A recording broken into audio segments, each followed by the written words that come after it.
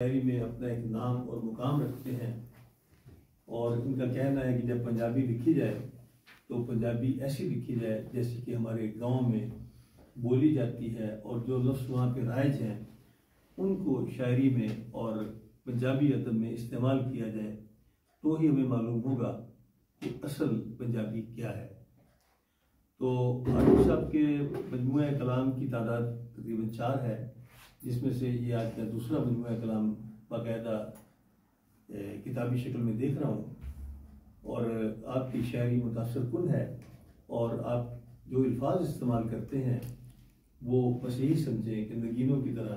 आप शायरी में अल्फाज को जड़ते हैं। और अब कलामी शायर बज़ुबान शायर आप खुद मुतारिफ हो जाएंगे इनकी पंजाबी कलाम से। सारे दोस्तों को अस्सलाम वालेकुम। मैं पाकिस्तान माशाअल्लाह दिल बड़ा अभी तो बड़ा खुश होता है कि जिस अंदाज के नाल खिदमते खल्क कर रहे हैं जेडे बेचारे इतने खज्जल खुआर होते हैं उन्होंने दिलों नीतों हेल्प करते हैं अदब की भी खिदमत कर रहे हैं। अल्लाह ताला ने हमेशा रखे और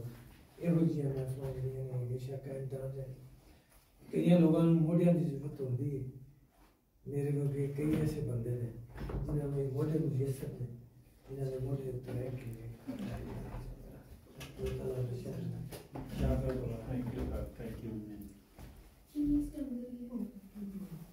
जमशेद दोस्तों की खिदमत बिल्कुल नवी ने के मुश्का बन के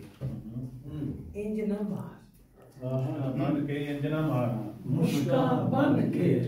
इंज न मार ना कर यार बहुत बहुत मुश्का बन के इंज न मार ना कर यार जितिया नू ना हाकमा हार वाह ना कर यार ते लद्या है जो तो है लुटिया होया माल लद्या है जो तो है लुटिया होया माल चौसे कितन तीकर बहार ना कर यार ते रल के आंधी पई जो खलकत सारी मननी पौनी आखिर कार ना कर यार ते छड़ दे अड़ियां साडे नाल मलावा छड़ दे अड़ियां साडे नाल मलावा लगन दे ए बेड़ा पार ना कर यार बहुत शुक्रिया। ते भुल्ली ना ए कुर्सी नाल नहीं जानी भुल्ली ना ए कुर्सी नाल नहीं जानी जिंदगी बेलिया है दिन चार ना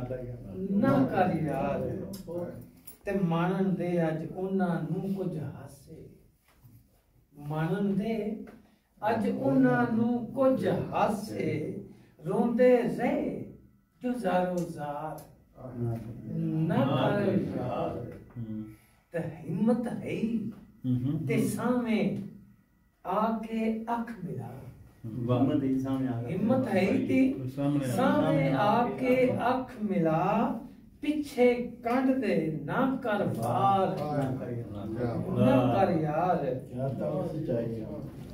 बहुत शुक्रिया। ते माफी मंगन नालू चंगई हुण भी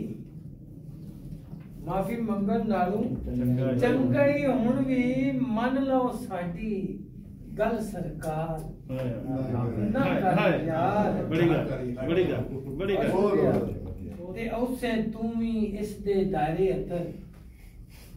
औसे तू भी इस दे दायरे अंदर वेले फेरी जद प्रकार ना कर यार औसे तू भी इस दे दायरे अंदर वेले फेरी जद प्रकार ना कर यार ते उच्चा करना है सी शिमला पर होना इथे उच्चा करना है सी शिमला पर हुण इथे अणखां दे पे होण वपार ना करिया ना कर ना करिया वाह ते मकता सीगे वेला नक ते आया ते फिर वेला नक ते आया एंड हो गया ते फिर अमजद इस ता कसी तारो तार ना करिया ना करिया जित्तियां नू ना हाकमा हार ना कर ना करिया बहुत बड़ी गल बहुत बड़ी गल बहुत मजा आया बहुत